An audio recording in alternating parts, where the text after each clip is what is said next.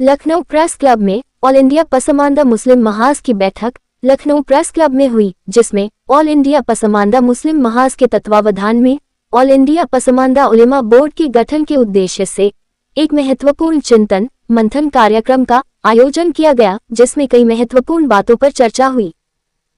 आप शामिल हुए उसमें, क्या कुछ इसके बारे में कहना चाहिए? ऑल इंडिया मुस्लिम पसमानदा महाज ये 85 से 90% जो हिंदुस्तान में मुसलमान हैं, जो भारतीय मुसलमान हैं, जो नेटिव मुसलमान हैं, जो कन्वर्टेड मुसलमान हैं, जो हिंदुज़म से छोड़कर उस इस्लाम कबूल किया, ये उन मुसलमानों का संगठन है। और हम बड़ा आभार व्यक्त करते हैं माननीय प्रधानमंत्री नरेंद्र मोदी का। उन्होंने मेरे ख़त लिखने के 2017 में, ये आज का कार्यक्रम नहीं है, 2017 में पहली बार जब खत लिखा था प्राइम मिनिस्टर नरेंद्र मोदी को, उसका जिक्र उन्होंने गांधी मैदान भुवनेश्वर में किया था।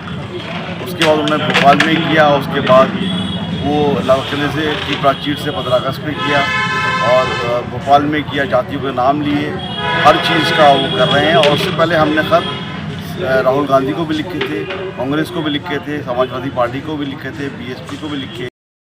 नेशनल डिबेट नहीं होती, लेकिन प्राइम मिनिस्टर जब से कहना शुरू किया पसमानदों के बारे में, तो हमारा एक नेशनल डिबेट में आया और हमें बड़ी उम्मीद है कि आगे भी पसमानदा मुसलमानों को उनका राजनीतिक, शैक्षिक, इकनॉमिकल जो हिस्सा है वो मिलेगा। क्योंकि हम वो मुसलमान नहीं है जिसने देश बांधा, हम वो मुसलमान हैं जिसने देश को जोड़ा। और आज जो पसमानदा उलमा बोर्ड का गठन हो रहा है, ये उसकी एक तहरीक है।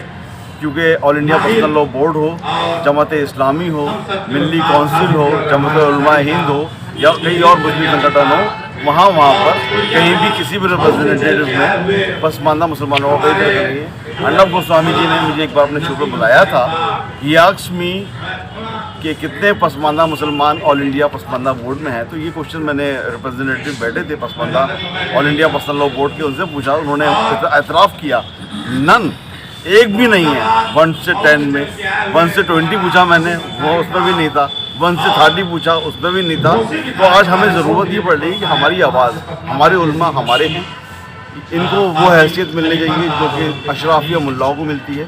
हमारे उलमा ज़मीन से जुड़े हुए हैं, दीन जानते हैं, किसी से कम नहीं है किसी से, तो उनको भी सारे वो एप्रिशिएशन मिले जो उनका अशराफ या मुसलमानों को गवर्नमेंट ऑफ इंडिया देती है।